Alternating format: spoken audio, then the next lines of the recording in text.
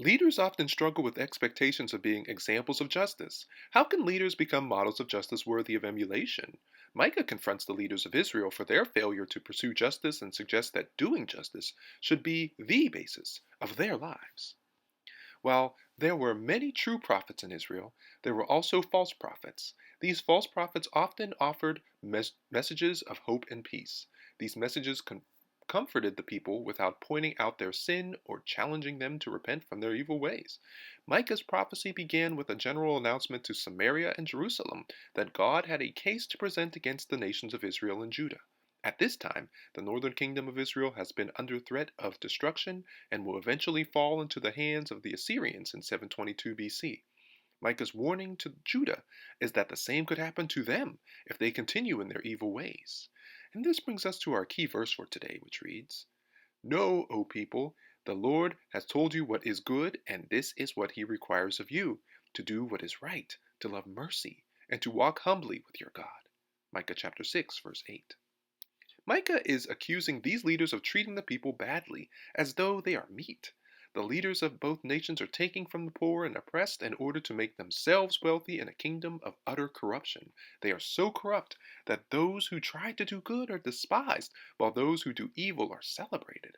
The prophet intentionally exaggerates the violence of the times, in the same way that someone who feels used or taken advantage of might say, "Someone took the shirt off my back," in verses 2 and 3. In this case, the corrupt leaders are accused of being even worse, taking the flesh off people's bones and using them as stew meat to feed themselves. Greed rules the day in a way that values profits over human lives. Micah contends that Judah's leadership has turned away from the Lord. Those in power only want to be compensated by their subjects for what God has gifted and instructed them to do. Rulers give judgment for a bribe, priests teach for a price, and prophets give oracles for money. Micah stresses the greed and insatiable materialism pervading Judah. The people do not see the error of their ways. They are so obstinate and spiritually blind that they are convinced that because the Lord dwells in Zion, no harm can come to them, even when they sin against God. These leaders mistake leniency for indulgence. God is patiently waiting for and encouraging them through his prophets to return to keeping the law. In the meantime, he is being lenient, holding off the proper punishment for their crimes. The Israelites interpret this holding off of punishment, however, as a mitigation of punishment. They think they have escaped the consequences of their actions. God's people now use this mercy as an excuse to continue in unrighteous action.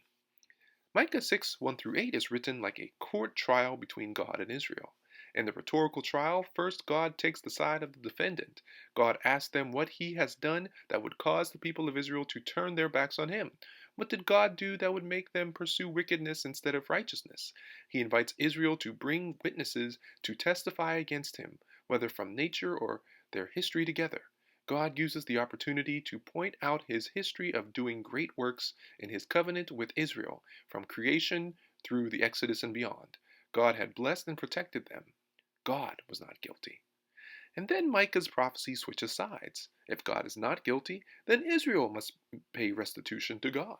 They must give God what he is owed for their injustice against him. They are the ones who failed in keeping the covenant, not God. We know as believers that nothing we could do, nothing we could give God, could atone for our sin. The debt is too great.